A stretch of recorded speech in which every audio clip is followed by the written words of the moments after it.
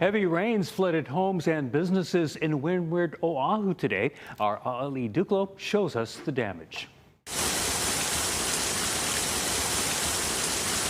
7 Saturday morning, a stormwater easement overflowing, flooding these backyards along Pahole Street in Kaneohe.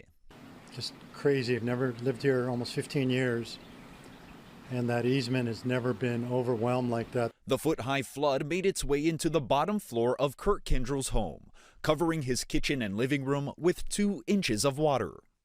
Destroying carpets, and the flooring is just all waterlogged and water underneath the flooring. It's heartbreaking. I mean, this is a house we just did a remodel a couple of years ago, and see the whole downstairs underwater. To make matters worse, Kendrell doesn't have flood insurance. I don't live in a flood zone, and why would I have flood insurance? I already contacted my insurance company. They said that you don't have a flood rider, so there's nothing we can do for you because, again, you don't live in a flood zone, so why would you have flood insurance?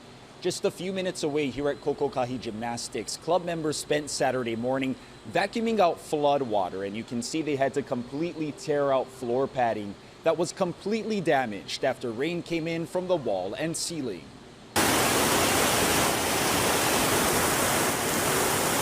All of our equipment is covered. It all got soaking wet, so we all came in and just kind of started pulling stuff away and trying to dry it out, but the rain has been nonstop all day. We're monitoring everything, but we're very optimistic on the downward trend of both the rainfall, and the current forecast has the most intense rains moving out away from the island. Pay attention to the weather still, and continue to look for anything that might be concerning, and just stay away from it. You could also keep yourself safe by signing up for emergency alerts from the city. More information is on our website. Ali Iduklo, Hawaii News Now. Ali, mahalo.